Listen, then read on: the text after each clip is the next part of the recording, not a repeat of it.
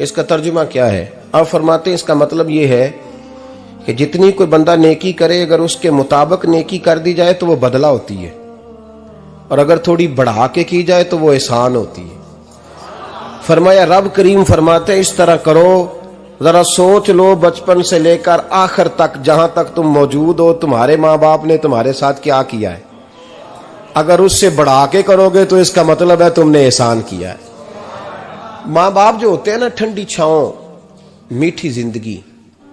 माँ अनपढ़ भी हो ना तो कम से कम यूनिवर्सिटी होती है, और बाप अगर बिल्कुल अंगूठा छाप भी हो ना, तो किसी कॉलेज में, मदरसे में, इदारे में ना पढ़ा हो, तो बेटे के हक में जिन चीजों की जरूरत होती है वो सारी अल्लाह बाप को अता करके भेजता है। माँ बाप को ना कुछ इल्म लदुन्नी अल्लाह देता है कि बच्चों के लिए कैसे आगे बढ़ना है। माँ बाप एक हुस्न है मुआशरे का। रब तबारक व तआला की देखे ना, अल्लाह अकबर, दुनिया में किसी की मोहब्बत जांचनी हो ना तो मोहब्बत की तमसील दी जाती है। वतिलकल अमसालु नदरिबुहा लिन्नास, अल्लाह लोगों के समझने के लिए मिसालें बयान फरमाता है। अल्लाह तबारक व तआला ने जब अपना आप समझाना चाहा ना, तवज्जो है मेरी बात पर, जब मालिक ने अपना आप समझाना चाहा तो मेरे रब ने माँ बाप की मिसाल बयान फरमाई। रब्बिरहमहुमा कमा रब्बयानी सगीरा, या अल्लाह उन दोनों पे रहम फरमा। और ये लफ्ज रब यहां दो माने में आया है, उलमा बैठे। रब का माना होता है तदरीजन पालना का, या अल्लाह उन दोनों पे रहम फरमा जिन्होंने मुझे रब बन के पाला। यानी मतलब क्या, यहां रबूबियत का माना पालने के माने में, तदरीजन पालना। मेरे नबी पाक सल्लल्लाहु अलैहि वसल्लम ने फरमाया अल्लाह तुमसे 70 माओं से ज्यादा मोहब्बत फरमाता है। ये इमाम सयूती ने दुर्रे मंसूर में रवायत लिखी है। अच्छा भाई, अल्लाह ने भी मिसाल माँ की बयान फरमाई। फरमाया घर जाके अपनी अम्मा को देख लो, अम्मा तुमसे कितना प्यार करती है। बस उस प्यार को तोलना शुरू कर तो 70 माओं से भी ज्यादा रब तुमसे मोहब्बत फरमाने वाला है। माँ के सीने में ना, देखे ना, एक बच्ची होती है बीए, वो उसने कर लिया, उसकी अम्मा रोज कहती है बेटे सवेरे उठा कर। सास के पास जाएगी तो वो कहेगी कि इसकी अम्मा ने सवेरे उठना सिखाया ही नहीं, और बेटी कहती है अम्मा जी तो जावांगी वेखी जाएगी। अच्छा, उसकी शादी हो गई, उसकी सास ने आहिस्ता आहिस्ता शिकवे शुरू कर दिए, खामन से कहने लगी तू इसको उठाता ही नहीं सवेरे। वो भी कहता है कमरे में जाके अम्मा शिकवा करती है तू उठती नहीं। और बच्ची लाडली थी, वो नहीं थी उठती टाइम पे। जिंदगी के 22 साल 23 साल वो सवेरे नहीं उठी, वक्त पे नहीं उठी, मिसाल दे रहा हूं। फिर उसी बेटी को अल्लाह ने एक बेटा अता कर दिया। सुबह 100 आवाज उसकी अम्मा देती थी पर उसकी आंख नहीं खुलती थी, लेकिन उसी बेटी का बेटा शहरी के वक्त हल्का सा रोता है। सारी दुनिया सोई है पर अम्मा उसकी फटाफट जागती है, फटाफट जागती है। एक आदमी था तो उसकी बीवी इंतकाल कर गई और उसने तलाक दे दी। 10-11 साल का उसका बेटा था, उसने दूसरी शादी कर ली। एक दिन अपने बेटे से कहने लगा बेटे वो सगी अम्मा ठीक थी या ये वाली ठीक है? तो बेटा कहने लगा अब्बा जी ये ठीक है। वो सगी अम्मी झूठ बड़े बोलती थी, सगी अम्मी झूठ बड़े बोलती थी, झूठी थी, ये सच्ची है। उसने कहा बेवकूफ तेरी मां झूठी थी। उसने कहा अब्बा बड़ी। कहा किस तरह?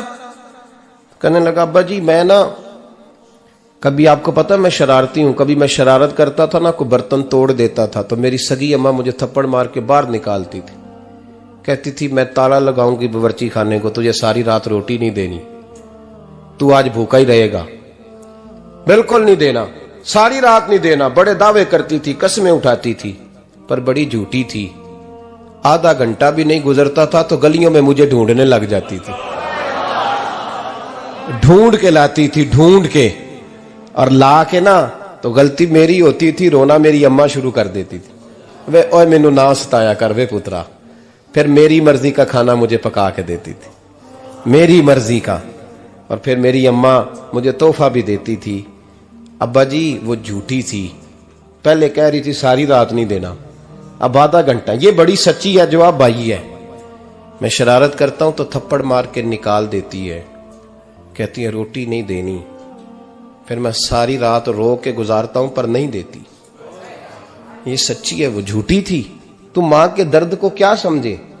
बच्चे तो कहते हैं अम्मा ने हमें कैद कर दिया, अम्मा कहती है मेरी मर्जी से खाओ। और तुझे नहीं पता उसने कैद नहीं किया, वो तुमसे प्यार बड़ा सच्चा करती, और बड़ा सच्चा प्यार करती है तेरे साथ, बड़ा सच्चा। बेटा बर्गर खा के आ जाता है, अम्मा कहती है रोटी खा ले, कहता नहीं आपने बैंगन पकाए हुए हैं मैंने नहीं खाने। तो अम्मा मिन्नतें करती है, कहती है चल तू दस की खाना है, तेनू सेवियां ना बना दिया, फटाफट दाल पक जाएगी, क्या खाएगा। वो अब्बा जी मेरी तरह करीब से कहते हैं छड़ पर भूख लगेगी तो आप ही खा लेगा। लेकिन अम्मा कहती है इसने रोटी ना खाई तो मुझे नींद नहीं आएगी। तो इस दर्द को समझना, मैं गुलाम हूं एक आस्ताने का, और मैं समझता हूं जो किसी का मुरीद ही नहीं उस पर तो साया ही नहीं, उसे चाहिए किसी बुजुर्ग का साया हासिल करे। लेकिन भाई ये बात भी बड़ी सच्ची है कि मेरे जैसे पीर के हाथ में 5,000 रुपया नजराना दो ना, पीर साहब दुआ करना, तो पीर साहब ने दुआ पक्की याद की हुई है सबके लिए, रट्टी रटाई, अल्लाह खैर करे अल्लाह भला करे, और सबके लिए रट्टा लगाया हुआ है। और अम्मा को बेटा वैसे ही कह जाए, वैसे ही अम्मा मैं इंटरव्यू देने जा रहा हूं, जरा दुआ करना, वो बीबियां मंगा के दुआए तंजीना पढ़ाना शुरू कर देती है, और सारी सारी रात मुसल्ले पे बैठी। इस दर्द को समझना। और भाई बड़ा वेल ड्रेस बेटा होता है, वेल ड्रेस नौजवान, वो 18,000 का जोड़ा पहनता है, 7,000 का जूता खरीदता है, वो कीमती किस्म की घड़ी इस्तेमाल करता है। लेकिन उसी बच्चे के जब अपने बच्चे होते हैं ना, तो बीबी को कहता है ये ले 10,000 रुपया, बच्चों के कपड़े खरीद ले, मेरे सही है अभी कल ही तो खरीदे थे। और बाप, और तू समझा ही नहीं यार, 30 साल बाप ने जवानी सारी सऊदी अरब को दे दी, लेकिन तेरा ख्याल रखा। मैं ऐसे लोगों को जानता हूं जिन्होंने 30-30 साल परदेश में कंबल नहीं बदला, और जहां गए थे तो एक कंबल खरीदा था फिर बदला नहीं। तू मां बाप के बारे में, और यहां बच्चे हिसाब करते फिरते हैं, भाई तो पिछले महीने भी 5,000 दिता सी, तुसी पैसे ना कर दे की हो, मां बाप से हिसाब करता है तू। तिरमिजी शरीफ के लफ्ज हैं, एक सहाबी ने आके अर्ज की या रसूल अल्लाह पैसे विरासत के नहीं, मेरे अब्बा जी ने नहीं दिए मुझे, और मैंने खुद मेहनत करके कमाए, अब मेरा अब्बा मुझसे पैसे मांगता है तो क्या करूं, और मेरे हैं, मैंने कमाए हैं, अब्बा जी ने नहीं दिए, विरासत नहीं, हिस्सा नहीं मिला। हुजूर मेरा अब्बा मांगता है तो मेरे लिए हुक्म क्या है। तो नबी पाक ने फरमाया क्या कहा तुमने, पैसे तेरे हैं? कहा हुजूर हाँ। तो फरमाया अब्बा किसका है? कहा या रसूलल्लाह मेरा। तो फरमाया अगर तू अपने वालिद का है तो तेरी हर शय तेरे वालिद की है, तू भी तेरे वालिद का है तो तेरा माल भी तेरे। मां और बाप ये तो हुस्न है जिंदगी का, ये तो वकार है इंसान का। जब तक मां बाप का हाथ पकड़ के चलोगे ना, रास्ते सीधे रहेंगे, और जिस दिन उंगली छोड़ के सड़क पे निकलना पड़ा ना, सर चकराने लगेगा। याद रखना ये बड़ा मुश्किल काम होता है। लोगों का तो रुख ही उस दिन वादे होता है जिस दिन आदमी साये से महरूम होता है। अम्मा तो कमरे में पड़ी हो ना, औरंगजेब आलमगीर की मां फौत हो गई, 350 कमरा था महल का, और अम्मा 12 साल टांगों से माजूर रही औरंगजेब आलमगीर की। अम्मा 12 साल कमरे से निकल नहीं सकी, साथ ही वॉशरूम था या जो भी उस दौर में तरीका था। औरंगजेब जब महल में आते थे तो फिर भी सीधे अम्मा के पास जाते थे, और जब वापस निकलते थे फिर भी अम्मा के साथ। औरंगजेब की मां का जनाजा उठा तो औरंगजेब ने रोना शुरू किया। फिर सालों बीत गए पर उसके आंसू खुश्क नहीं होते थे। एक शख्स ने कहा तेरी कोई अनोखी मर गई है, सारी दुनिया की मरती हैं। उसने कहा मैं बादशाह हूं, 24 घंटे लोगों का आना जाना है, बड़े दबदबे हैं, बड़े डेरेदारियां हैं, बड़ी भैंसें, बड़ी गायें, बड़े खाने वाले, बड़े लांगरी। मेरी मां बूढ़ी थी, एक कोने में पड़ी रहती थी, पर जब से वो गई है ये मुझे महल नहीं लगता, मुझे कब्रिस्तान लगता है। मुझे लगता है ये कब्रिस्तान है। मां और बाप तो तेरी नेमत है भाई। हम बच्चे, हमारे आजकल के बच्चों ने एक मसला बड़ा पक्का याद कर लिया, कहते मौलाना पीर साहब पसंद की शादी करना जायज नहीं। मैं कहता हूं साहब और भी बड़ी चीजें जायज है, एक ही शय जायज रह गई है। रसूल पाक सल्लल्लाहु अलैहि वसल्लम सिवाय अल्लाह के किसी के पाबंद नहीं, किसी के पाबंद नहीं। पर जनाब सैयदा खतीजतुल कुबरा रदी अल्लाह ताला अन्हा ने पैगामे निकाह दिया, या रसूलल्लाह मैं शादी करना चाहती हूँ, हुजूर किसी के पाबंद नहीं। पर मेरे महबूब ने फरमाया मेरा चचा मेरे वालिद की जगह है, मैं अपने चाचा से पूछ के तुम्हें जवाब दूंगा। यह है पसंद की शादी जो मेरे नबी ने बयान फरमाई है। तू सारा कुछ क्रॉस कर करके गुजर जाता है। यहां तो हाल यह है कि पालने वाला कोई और साये में बैठने वाला, बाग तेरे दी कर कर राखी मैं सारी उम्र गुजारी, तो जदों ये फल पकन ते आया ते लै गए होर व्यापारी। और बेटा गुजरता है अम्मा के दरवाजे के आगे से, अम्मा के दरवाजे के आगे बेटा अमरूद लेके आया है 6 किलो। तवज्जो है मेरी बात पर? इधर देखें जी, छोड़ें थोड़ी देर हमारी सुने। वो अमरूद लेके आया 5-6 किलो, तो अम्मा के दरवाजे के करीब से गुजर गया रात को। तो कमाई खाने का टाइम आया ना, तो गुजर गया। तो वो वजीर आजम से डरता है ना, तो जाके बीबी से कहता है बीबी के हकूक देना भी रसूलुल्लाह की सुन्नत है। लेकिन ये क्या बात हुई, तूने बीवी और मां का मुकाबला शुरू करा दिया? समझ तो सही, ये तेरे लिए काबे की जगह है और तू बीवी के लिए काबे की जगह है। उसे भी समझना चाहिए, गौर करना चाहिए। 5 किलो अमरूद लेके तो मां के कमरे के करीब से गुजर गया है। बीबी को जाके कहता है चल आधा किलो अम्मा को भी दे आ, उसके कौन से दांत हैं। तो प्लेट में डाल के वो लाई है। तू समझा ही नहीं, तूने गौर ही नहीं किया। बंदा तो वो ठीक नहीं था, नेपोलियन। पर किसी ने उससे पूछा था बता जिंदगी में पैसे लेने का मजा कब आया? उसने कहा कि मुझे मजा तब आता था कि मैं अपनी सारी कमाई ला के अपनी अम्मा के हाथ पे रखता था, और फिर जब मैं अपनी मां से थोड़ा थोड़ा खर्चा लेता था ना, थोड़ा थोड़ा, तवज्जो है मेरी बात पे? अम्मा जी 10 रुपए दे आज, कि तो जब मैं थोड़ा थोड़ा खर्चा लेता था ना, तो मुझे यूं लगता था जैसे मैं बादशाह वक्त के सामने खड़ा हूं और वो खजाने का मुंह खोल खोल के मुझे देता जा रहा है। तू इस जायके को समझ तो सही भाई, तू इसको समझ तो सही भाई। याद रखें और गौर करें, मां और बाप। और फिर ये भी सुन लें, नबी पाक सल्लल्लाहु ताला अलैहि वसल्लम ने मां बाप के लिए फरमाया हुमा जन्नतुका व नारुक, यही तेरी जन्नत है और यही तेरे लिए जहन्नम है। अगर ये राजी हो गए तो तेरे लिए जन्नत है, नाराज हो गए तो चाहे तू 100 पीर के मजार पे हाजिरी दे आ, लेकिन जब तक अब्बा राजी नहीं उतनी देर तक अल्लाह राजी। ये हदीस पाक है, हुजूर ने फरमाया जिसके वालिद राजी उसका अल्लाह राजी, और जिसका बाप नाराज उसका अल्लाह। हाँ बेशक, अब ये हदीस है ना, तो सारे वली एक तरफ बैठ जाएं, कहें या अल्लाह बख्श दे मुरीद को।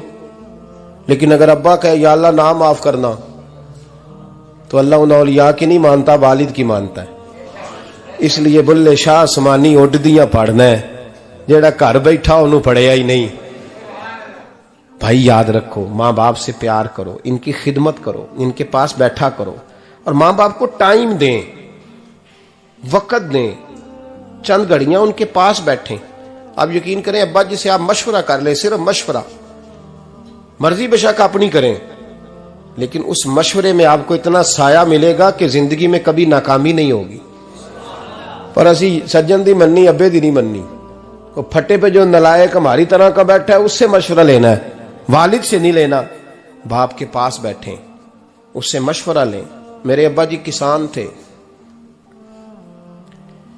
मैंने अपनी जिंदगी में ढेरों चीजें अपने बाप से सीखी हैं, दर्जनों चीजें सीखी हैं। मेरे वालिद बड़े खुददार थे, मिजाज में अजीब सी खुददारी थी। कोई बंदा कभी हाल पूछ लेता था ना कि हालात किस तरह के हैं, तो फरमाते थे भाई अगर बताना हुआ तो अपने अल्लाह को बताऊंगा। अल्हम्दुलिल्लाह बड़ा फजल है, मैंने उनके हाथों पे हमेशा छाले देखे, हमेशा छाले, लेकिन उनका हाथ कभी किसी दुनियादार के सामने फैलता हुआ नहीं देखा। लोग मुझे कहते हैं आप किस पीर साहब के साहबजादे हैं, तो मैं कहता हूं मैं उस पीर का साहबजादा हूं जिसने मेहनत करके हलाल की कमाई खाई सारी जिंदगी।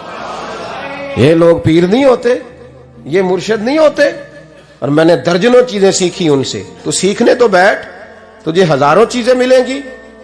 भाई अपनी जिंदगी में माँ बाप की तरफ देखो, सबसे जरूरी काम है इन्हें वक्त दो। अम्मा के ओ भाई बड़ा मुश्किल है दुनियादारों से तारीफ कराना, ते अम्मा दे कोल ते एवं 2 मिनट राती बईए ना आखी अम्मा पैर कटे ना रजाई चो तेरे घुट छड़ा, ते अम्मा कहती जा मेरा पुत्र थकिया आया तू सो जाके, मैं कदों काम लगी सा, मैं कदों हल वाहन डई सा, जा सो जा जाके। बस ये कार्रवाई है। तूने 2 मिनट के लिए कह दिया, सवेरे पूरे मोहल्ले में तेरी अम्मा कहेगी अल्लाह मेरे पुत्र वर्गा पुत्र सारियां नूं दे। राती आउंदा ते मैनू घुट के सौंदा है, अल्लाह घुटिया कोई नहीं सुया भी कार्रवाई पाई सू, लेकिन वो सबको बताती है।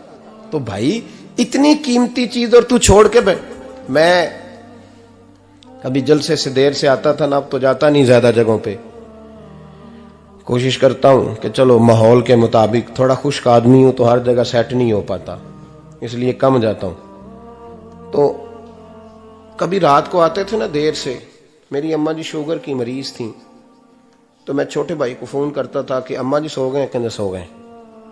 मैं कहता था कि तू ना इस तरह कर, नीचे आ जा, 2 बज गए, वो शुगर की मरीज है, आंख खुल जाए ना तो दोबारा लगती नहीं बुजुर्गों की, तो तू दरवाजा खोल दे, अंदर दस्तक दी तो दिक्कत होगी। तो मैं जूते उतार के अंदर दाखिल होता था, तो पहला कदम रखता था तो मेरी अम्मा बोल पड़ती थी पुत्र आ गए,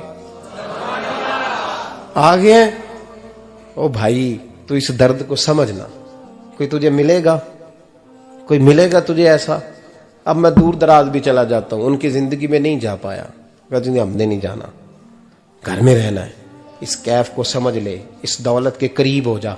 हजरत अबू हुरैरा रदी अल्लाह ताला अन्हु फरमाते हैं मेरी अम्मा बूढ़ी थी, मैं उनकी खिदमत करता था। बाप की खिदमत और माँ की खिदमत सबके हिस्से में नहीं आती, ये रब जिसे महबूब रखता है उसे ये मौके अता करता है। खुश नसीब है जिसे बूढ़ा बाप मिले और वो नौकरी करे, खुश किस्मत है जिसको बीमार माँ मिले और वो नौकरी करे। हजरत अबू हुरैरा फरमाते मेरी अम्मा बूढ़ी थी, तो उनका मैदा कमजोर हो गया था, तो मैं उठा के पखाना पेशाब करता था तो कई दफा मेरे ऊपर कर देती थी। ये हजरत इब्न जौजी अलैहि रहमान ने इसको लिखा है, फरमाते हैं मेरे दिल में ख्याल आता था कि मैं बड़ा खिदमत गुजार हूं अपनी माँ का। एक दिन मैं हजरत उमर के पास बैठा था उनके दौरे खिलाफत में, तो एक शख्स आ गया। उस शख्स ने आकर के कहा कि हजरत उमर से हुजूर एक मसला पूछना है। फरमाया पूछो। वो कहने लगा हुजूर मेरी अम्मा बूढ़ी हो गई है, बीमार रहती है, मरीजा है, मुझे आवाज देती है बेटे पेशाब आया है, आवाज देती है, तो मैं अम्मा को उठाता हूं। अभी मैं बैतुल खिला तक वॉशरूम तक जाता नहीं कि मेरी अम्मा मेरे ऊपर पेशाब कर देती है। हजरत उमर से कहने लगा हुजूर बचपन में मैं अम्मा पे पेशाब करता था, अब अम्मा मेरे ऊपर कर देती है तो हक अदा हो गया ना। हजरत अबू हुरैरा कहते हैं जब उसने सवाल पूछा तो मेरे भी कान खड़े हो गए। मैंने कहा ये तो मेरे वाला मसला पूछ रहा है, मेरे वाला मसला पूछ रहा है। मेरे पास एक दोस्त जुमा पढ़ने आते हैं बड़ी दूर से, मुझे कहने लगे हजरत साहब जदों भी मैं आउना ना तुसी मेरी ही गल छेड़ देंदे हो, वो जो बात होती है ना बिल्कुल मेरी होती है। मैंने कहा नहीं यार जो मैं कर रहा होता हूँ वो मेरी भी होती है, वो सारे मुआशरे की होती है। हमें लगता है कि मेरी हो रही है, हालांकि वो बात हमारी सबकी मुश्तरका होती है। सुन ले और याद रख लें। हजरत अबू हुरैरा फरमाते मेरे कान खड़े हो गए। मैंने कहा इसने तो मेरी बात पूछनी शुरू कर दी। हजरत फारूक आजम से कहने लगा हुजूर बचपन में मैं अम्मा पे पेशाब करता था, वो मेरे ऊपर कर देती है तो हक अदा हो गया। हजरत उमर कहने लगे नहीं कोई नहीं हुआ। उसने कहा हुजूर मुझे समझाएं, वो सारे काम जो मैं अम्मा के साथ करता था अम्मा मेरे साथ करती है तो क्यों नहीं हुआ। हजरत उमर कहने लगे भाई पेशाब तो तू भी अम्मा पे करता था और अम्मा भी तेरे ऊपर करती है, पर तेरी और तेरी माँ की सोच में बड़ा फर्क है। उसने कहा हुजूर किस तरह, तो क्या जवाब है सैयदना फारूक आजम का, लौ काना नबिय्यम बाद लकाना उमर इब्न खत्ताब। क्या जवाब है। हजरत उमर फरमाने लगे तेरी और तेरी माँ की सोच में बड़ा फर्क है। कहा हुजूर किस तरह। फरमाया जब तेरी अम्मा तेरे ऊपर पेशाब करती है ना तो तू दुआ करता है कि या अल्लाह बूढ़ी हो गई है इसे पर्दा दे दे, और जब तू अपनी अम्मा पे पेशाब करता था तो वो दुआ करती थी या अल्लाह मेरे लाल को लंबी जिंदगी अता फरमा। फरमाया ये तेरा और उसका फर्क है, तू पर्दे की दुआएं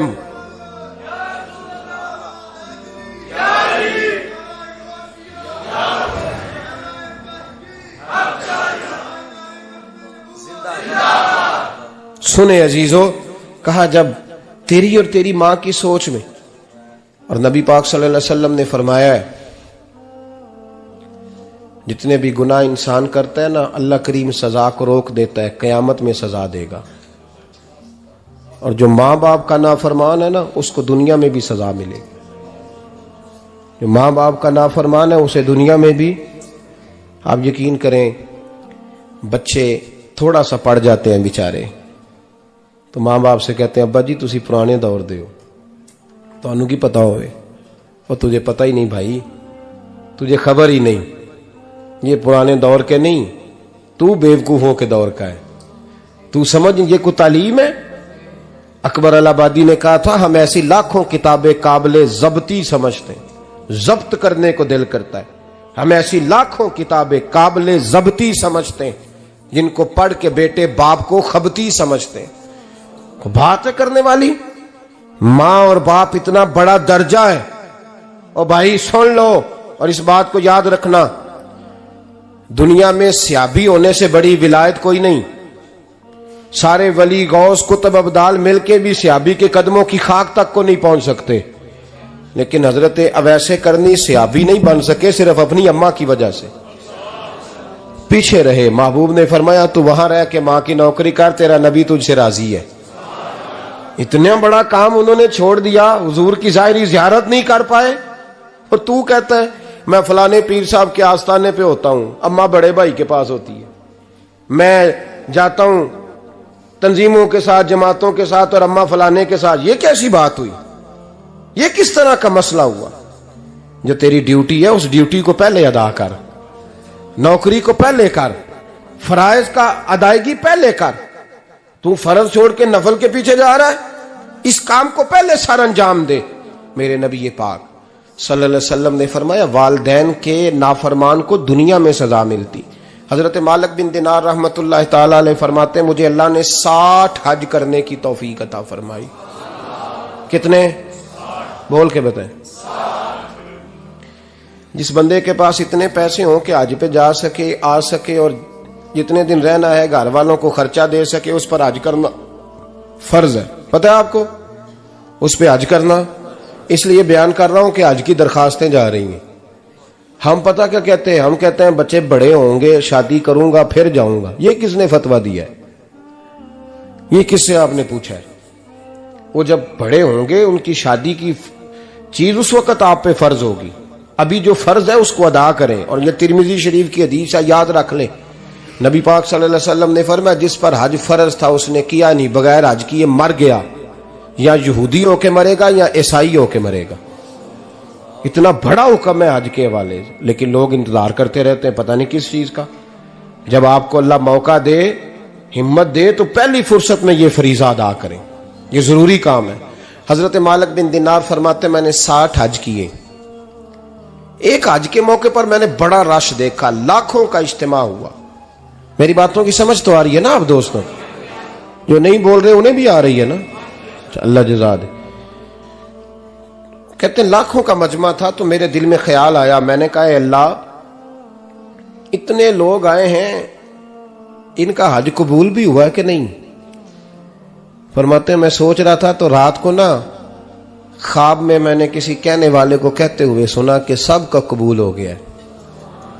बल्ख का रहने वाला मोहम्मद बिन हारून बल्खी है, उसका हज कबूल नहीं हुआ। फरमाते शहरों के अलग-अलग खैमे लगते थे। अब भी आप हज करने जाएं तो पाकिस्तानियों की रिहायशें अलग होती हैं, इंडियन की अलग, बांग्लादेश के अलग, मिस्री, यमनी, सब लोग अलग-अलग रिहायशें होती, झंडे लगे होते हैं मुल्कों के। कहते मैंने सवेरे उठ के ढूंढना शुरू कर दिया, ढूंढता हूं वो बंदा मिले। कहते जहां बल्ख शहर के लोग रहते थे वहां चला गया, तो मैंने लोगों से पूछा तुम में मोहम्मद बिन हारून बल्खी कौन है? लोग कहने लगे वो तो बड़ा नेक आदमी है, परहेजगार है, बड़ा, बड़े भोले भाले, बड़े अल्लाह वाले, रियाज आपको बस हम ही जानते हैं, वो तो बड़ा नेक है, परहेजगार आदमी। कहते मैंने कहा अच्छा कहां है? उन्होंने कहा पहाड़ के पीछे उसने खैमा लगाया हुआ है, सारी रात इबादत करता है, सारा दिन रोजा रखता है, कायमुल लैल है, साइमुद दहर है। क्या बात? फरमाते हैं मैं उन लोगों की बात सुन के हैरान हो गया कि मुझे क्या बताया गया, ये क्या कह रहे हैं। फरमाते हैं मैं पहाड़ के पीछे गया। हजरत मालिक बिन दिनार अलैहिर्रहमा फरमाते हैं जब मैं वहां पहुंचा तो मैंने उस शख्स को मुसल्ले पे बैठे देखा। कसरत इबादत के आसार उसके वजूद पर नजर आ रहे थे। सीधा बाजू उसका कटा हुआ था। फरमाते 2 रकते मुकम्मल करके ना मैंने उससे अस्सलाम वालेकुम कहा तो मुझे कहने लगा वालेकुम अस्सलाम, आप मालिक बिन दिनार हैं। मैंने कहा बड़ी इसकी फिरासत है।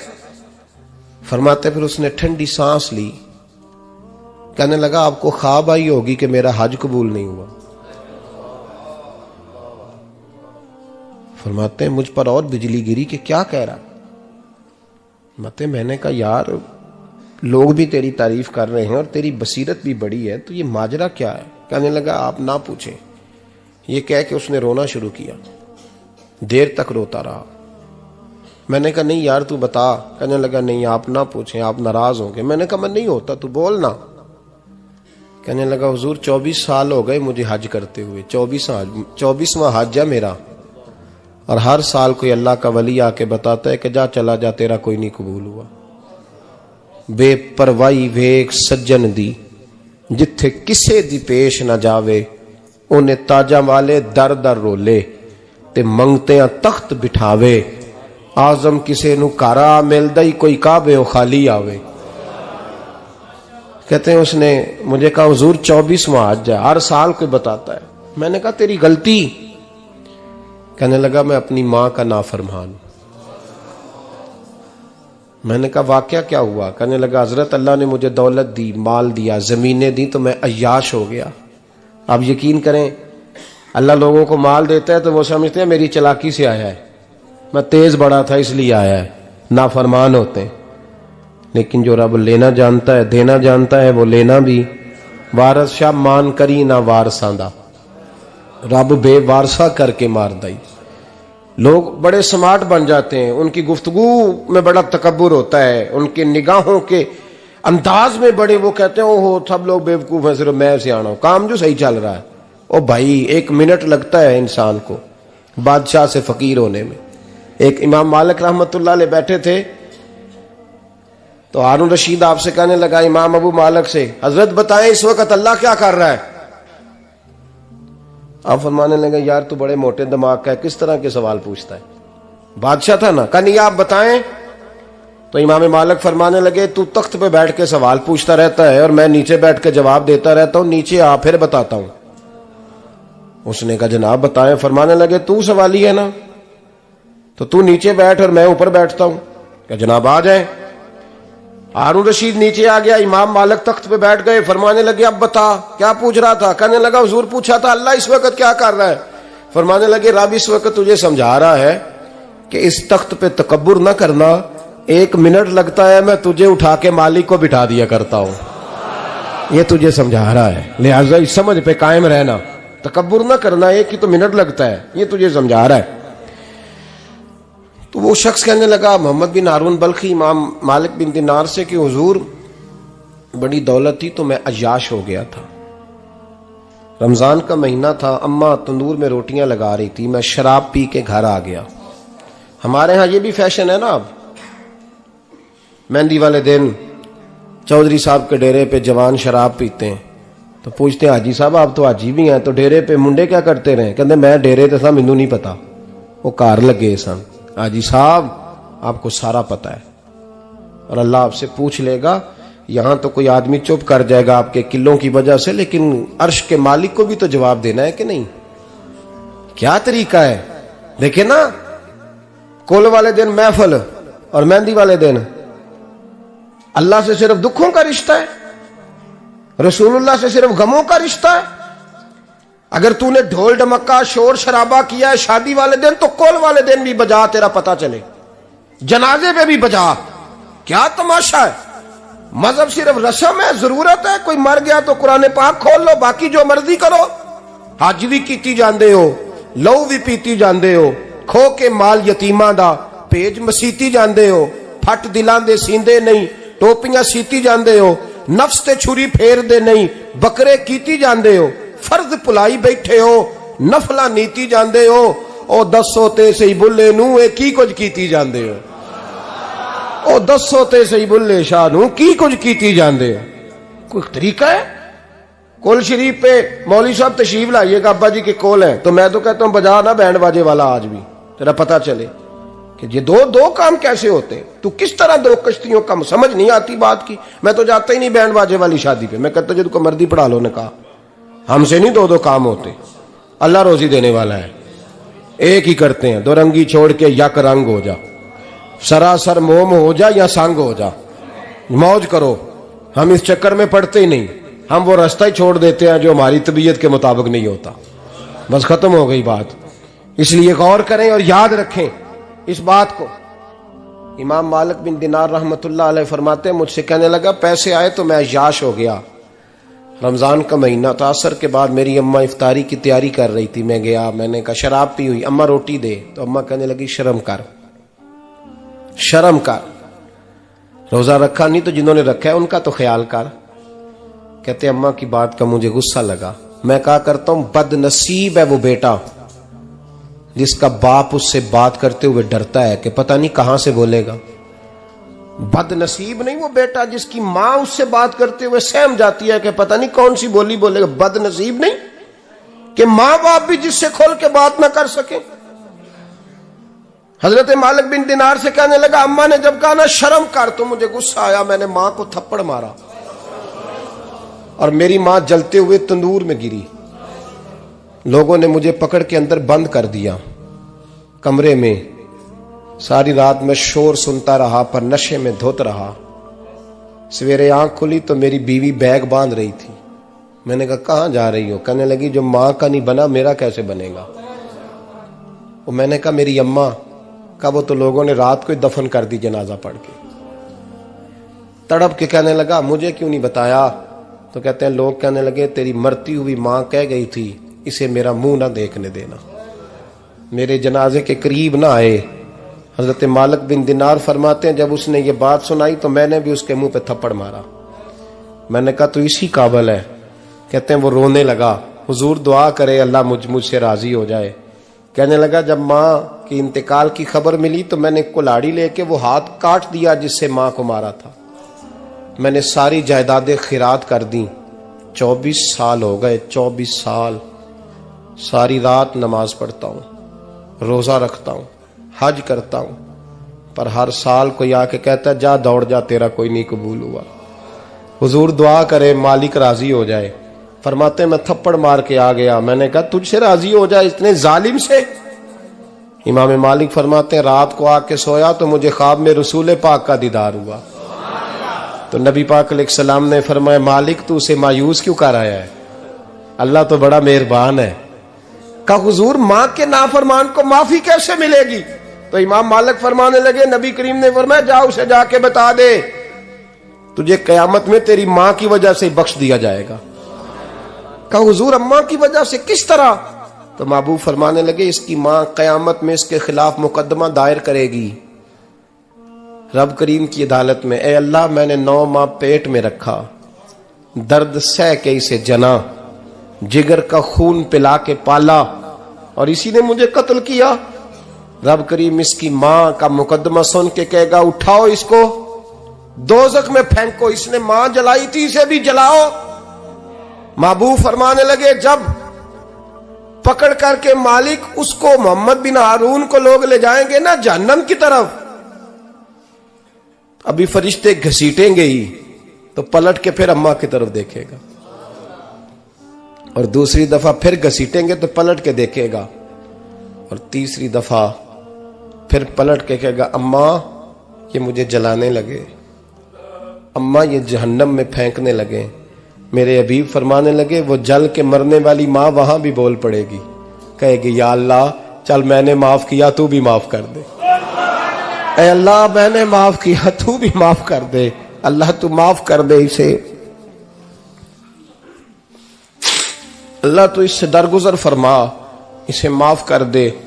मेरे महबूब पाक अलैहिस्सलाम फरमाते रब करीम कहेगा इसने तुझे जलाया, तो कहेगी अल्लाह ये तो बेटा था इसने जला दिया, मैं मां हूं, मेरे सामने जले तो मैं कैसे बर्दाश्त कर सकती हूं।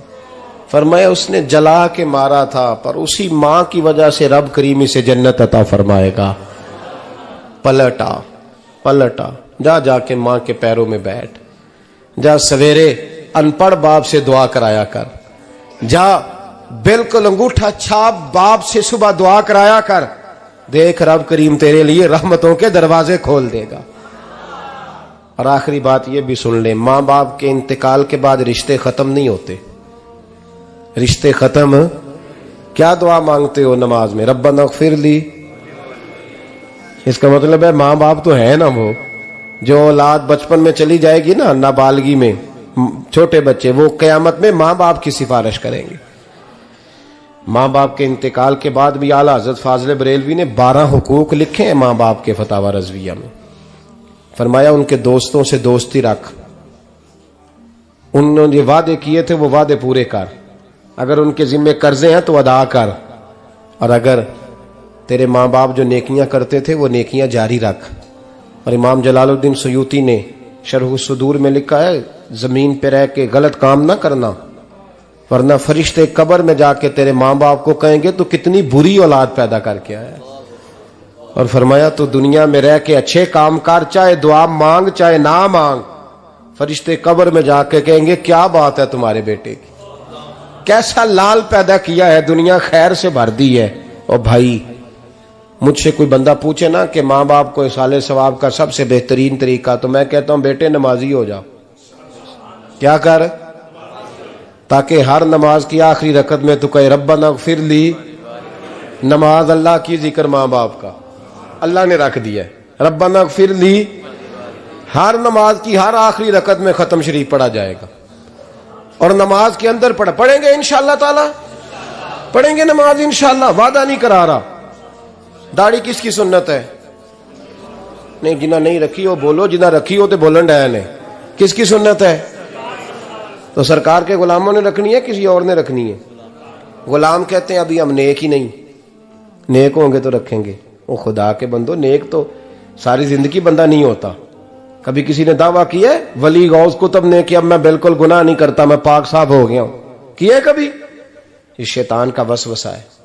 दाढ़ी हुजूर की सुन्नत है, और रखो तो नबी पाक की मर्जी के रखो, पूरी मुट्ठी रखो, अपनी मर्जी की ना रखो। जितनी मुझे अच्छी लगती है उतनी मैंने रख ली। एक मुट्ठी दाढ़ी रखें, सारी दुनिया की ट्रेनें गुजरती हैं तो गुजर जाएं, नमाज का वक्त नहीं गुजरना चाहिए।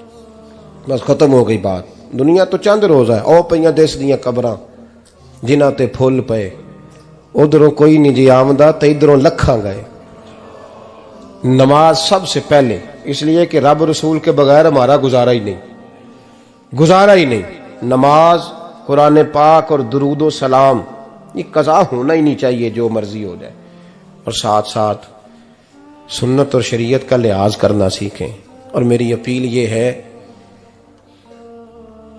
हर इमारत पे गुलाफ नहीं चढ़ता, सिर्फ खाना काबा पे चढ़ता है। हर किताब का गुलाफ नहीं होता, सिर्फ कुरान पाक का होता है। हर बीबी का पर्दा नहीं होता, सिर्फ मुसलमान औरत का होता है। जो चीजें पर्दों में होती हैं ना, वो मुकद्दस होती हैं। और भाई टाफी से भी रैपर उतार दो तो मक्खियां बैठने लगती हैं। तो जो बीबी पे पर्दा होगी उस पे बुरी नजरें नहीं जमेंगी।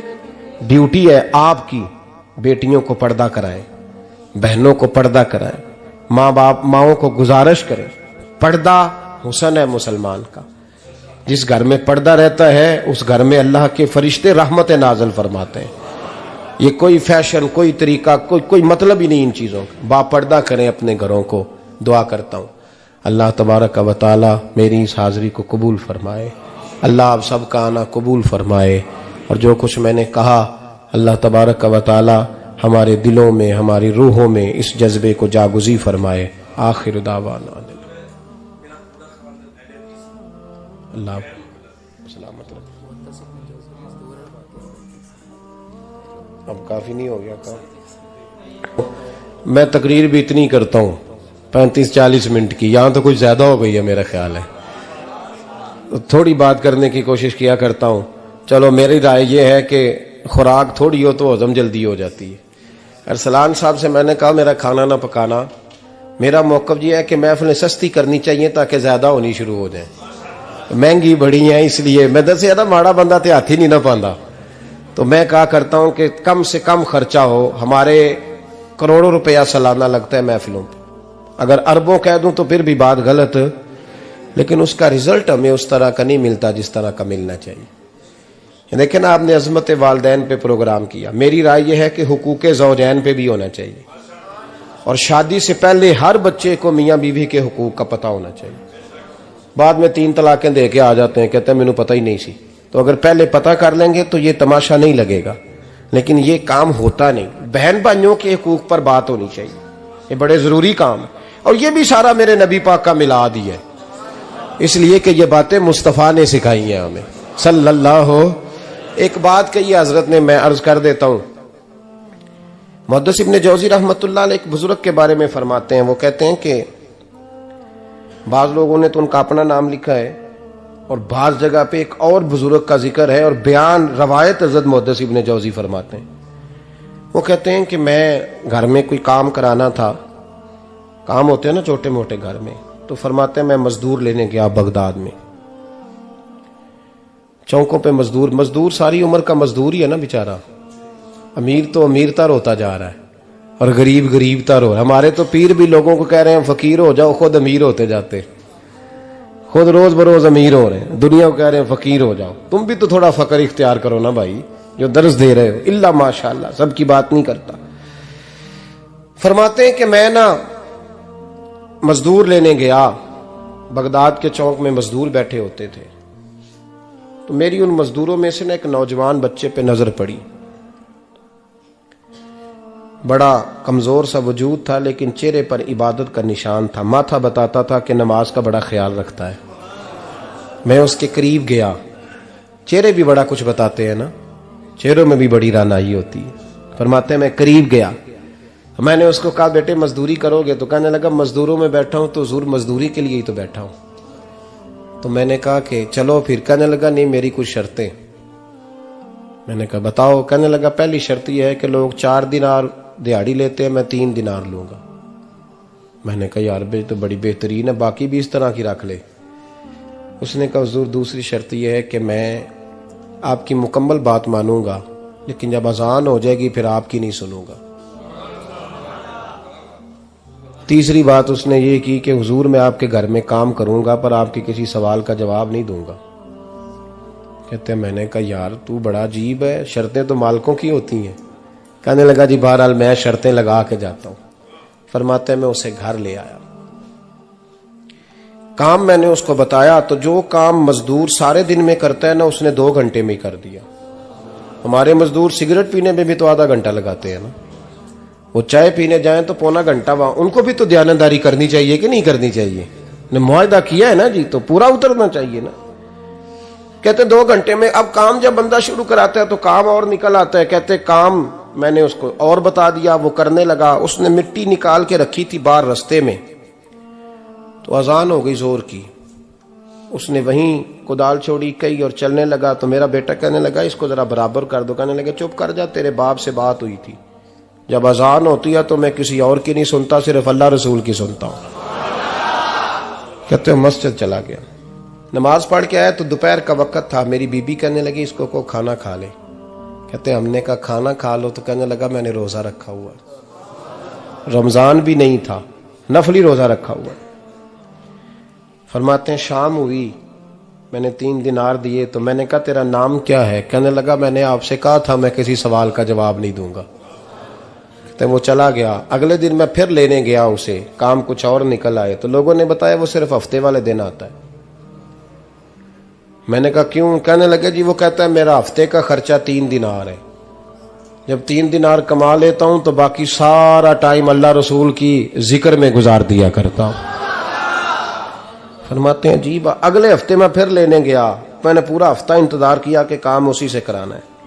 मैं जब गया तो मैंने कहा चलो। कहने लगा मेरी शर्तें याद है ना? और मैंने कहा याद है भाई साथ चल। फरमाते हैं काम कराया, 2-3 हफ्ते वो आता रहा। एक हफ्ते में गया तो लोगों ने कहा हुजूर आज नहीं आया। क्यों? कहने लगे बीमार हो गए। कहाँ घर है? कहने लगे बगदाद के कब्रिस्तान के पीछे जो कच्ची आबादी है उसमें रहता है। फरमाते मैं गया, दरवाजे पे दस्तक दी तो कहने लगा हुजूर आप हैं?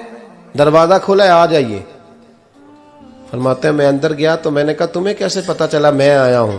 कहने लगा हुजूर अल्लाह वाले हो, आप नहीं आना था, वरना अमीर तो गरीबों का पता लेने कोई नहीं आते। कहते मैं करीब गया तो कहने लगा मैं आपका इंतजार कर रहा था, तेज बुखार है, तप रहा। जेब से कुछ पैसे निकाले, कहने लगा ये पैसे रख लें। एक अंगूठी निकाली, कहने लगा हुजूर आज रात को मेरा इंतकाल हो जाएगा, इन पैसों का कफन खरीद के सुबह जनाजा पढ़ के मुझे दफन कर देना, और जब दफन करो तो ये अंगूठी लेके असर के बाद हारून रशीद के पास जाना। आप उसे कहना मैंने मिलना है, पर वो आपको टाइम नहीं देगा। आप उसको आवाज दीजिएगा कि तेरी एक अमानत है मेरे पास, फिर वो आपसे मिलेगा तो अंगूठी दे दें, फिर आप मेरी तरफ से फारिग हैं। हजरत फरमाने लगे तेरा नाम? और कहने लगा हुजूर वक्त थोड़ा है, आज रात मैंने जाना है, बड़ी लंबी माफी मांगनी है रब करीम से, अगर मुनासिब समझे तो मुझे अपने रब से तन्हाई करने दे। फरमाते हैं मैं आ गया, पर उसकी बातों ने मुझे सारी रात सोने नहीं दिया।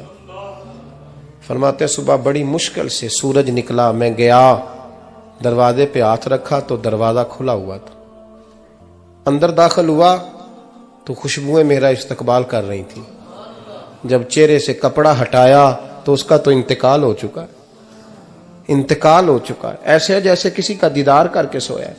कहते मैं तो 2 आदमी ले गया था जनाजे पे, पर पता नहीं दुनिया किधर किधर से आई, कहां कहां से। अखां जदों मीटियां जमाना मैनू रोवेगा, अपना ते अपना बेगाना मैनू रोवेगा, अपना ते अपना। और मियां साहब ने कहा था बाद मरन दे मुखड़ा मेरा हो जावे जे ताजा, फिर समझ लेना महबूब मेरे ने आन पड़िया जनाजा। और किसी उर्दू के शायर ने कहा था मेरे मरने पे हर सू शोर मच जाएगा देखोगे। अल्लाह मेरे मरने पे हर सू शोर मच जाएगा देखोगे, कहने अलविदा सरकार खुद तशरीफ लाएंगे। फरमाते हैं मैं तो 2 बंदे ले गया था, पर पता नहीं मखलूक कहां कहां से आई। जनाजा पड़ा, दफन किया। हारून रशीद के पास में असर के बाद गया, मैंने बुलाना चाहा पर बादशाह था, मेरी तरफ देखा ही नहीं। मैंने उसको कहा तेरी एक अमानत मेरे पास है। फरमाते हैं वो मुझे कोने पे ले गया, क्या बात है, कमरे में बुलाया, मैंने अंगूठी दी। हारून रशीद तो चीखे मारने लगा, कहने लगा अंगूठी वाला कहाँ है? मैंने कहा वो तो इंतकाल कर गया। कहने लगा मुझे कब्र पे ले चल। कहते मैं कब्र पे लाया तो वो लेट गया, तड़प के रोने लगा। मैंने कहा मेरा कलेजा फट जाएगा, ना उसने कुछ बताया ना तूने बताया, ये कौन था? तो हारून रशीद कहने लगा ये मेरा बेटा था। मैंने कहा तेरा बेटा और मजदूर?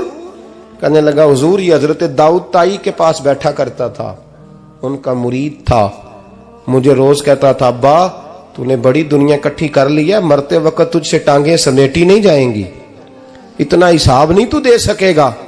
मैं इसको समझा देता, इसकी अम्मा समझा देती। ये रोज हमें कहता छोड़ दो आ जाओ अल्लाह रसूल की बारगाह में झुक जाएं, हम समझ। एक दिन ये चला गया, कहने लगा फिर तुम्हारा रास्ता और है और मेरा रास्ता और है। ये सोने की अंगूठी गलती से इसके पास रह गई थी, गलती से हीरे की अंगूठी चली गई। कहने लगा देखो मेरे बेटे ने आज वो भी वापस कर दी है। फिर तड़प के कहने लगा हारून रशीद था तो ये मेरा बेटा, पर मेरा मुर्शद निकला, मेरा पीर निकला। भाई जिंदगी तो बड़ी थोड़ी है ना। बाबा साहब ने कहा था उठ फरीदा सुत्या, और दाढ़ी आ गया पूर, अग्गा नेड़े आ गया, पिछा रह गया दूर। उठ फरीदा सुत्या खलकत वेखन जा, मते कोई मिल जाई बख्शिया ते तू ही बख्शिया जा। उठ फरीदा सुत्या झाड़ू दे मसीत, तू सुते रब जागदा तेरी डाडे नाल परीत। मेरा रब हमें भी अपनी बारगाह में कबूल फरमाए। आखिर दावाना अनिल हम्दुलिल्लाह।